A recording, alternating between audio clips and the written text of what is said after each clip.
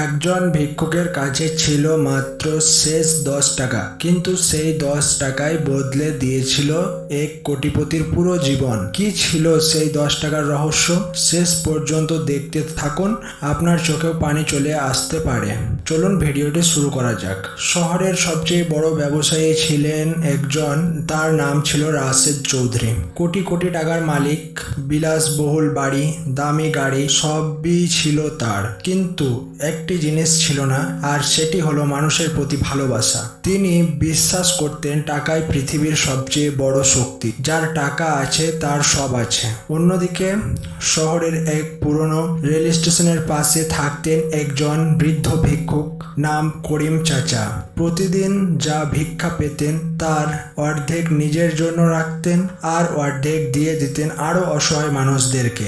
অনেকে বলতো, চাচা আপনি নিজেই ঠিকমতো খেতে পান না, আবার অন্যকে দেন কেন? করিম চাচা শুধু হেসে বলতেন, ভাগ করে খেলে অল্প খাবারও অনেক হয়ে যায়। একদিন রাশেদ চৌধুরী গুরুত্বপূর্ণ একটি ব্যবসায়িক মিটিংয়ে যাচ্ছিলেন। গাড়ি একটি সিগন্যালে থামতেই করিম চাচা এগিয়ে এসে বললেন, বাবা অনেক ক্ষুধা লেগেছে, যদি একটু সাহায্য করতেন। রাশেদ বিরক্ত হয়ে জানালার কাঁচ তুলে দিলেন, তারপর বললেন, পরিশ্রম না করে ভিক্ষা করে বেড়াও, কাজ করো, ভিক্ষা নয়। সবাই শুনলো। করিম চাচা কিছুই বললেন না, শুধু মৃদু হেসে সরে গেলেন। জীবনের মোড়। সেই রাতেই রাশেদ চৌধুরী একাই অন্য শহরে রওনা দিলেন। প্রচন্ড ঝড় বৃষ্টির মধ্যে হঠাৎ তার গাড়ি ইঞ্জিন বন্ধ হয়ে গেল। মোবাইলে কোনো নেটওয়ার্ক নেই, রাস্তা সম্পূর্ণ ফাঁকা। তিনি প্রথমে বুঝলেন এত টাকা থাকলেই সেই মুহূর্ত তিনি অসহায়। ঠিক তখন দূরে একটি লণ্ঠনের আলো দেখা গেল। ধীরে ধীরে কাছে এলেন করিম চাচা। তিনি অবাক হয়ে বললেন, বাবা আপনি এখানে? রাশেদ লজ্জায় মাথা নিচু করলেন। করিম চাচা বললেন, চিন্তা করবেন না, একটু অপেক্ষা করুন। তিনি প্রায় 2 কিলোমিটার হেঁটে পাশের গ্রামের একজন মেকানিককে ডেকে আনলেন। 1 ঘন্টা পর গাড়ি ঠিক হয়ে গেল। অবিশ্বাস্য ঘটনা। রাশেদ কৃতজ্ঞ হয়ে পকেট থেকে 50,000 টাকার বান্ডিল বের করলেন। চাচা এটা রাখুন, আপনি না থাকলে আজ আমি বড় বিপদে পড়তাম।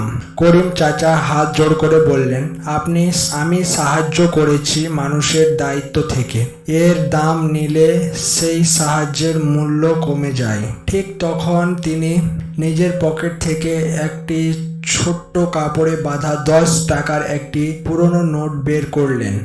বললেন, বাবা রাত অনেক হয়েছে, সামনে একটা চায়ের দোকান আছে, সেই দোকানে থেমে এই 10 টাকা দিয়ে অন্তত 1 কাপ চা খেয়ে নিও। রাশেদ স্তব্ধ হয়ে গেলেন। যে মানুষটি সারাদিন ভিক্ষা করে মাত্র কয়েক টাকা জোগাড় করেন, তিনি নিজের শেষ টাকাটাও অন্যের হাতে তুলে দিচ্ছেন। রাশেদের চোখে পানি চলে এলো।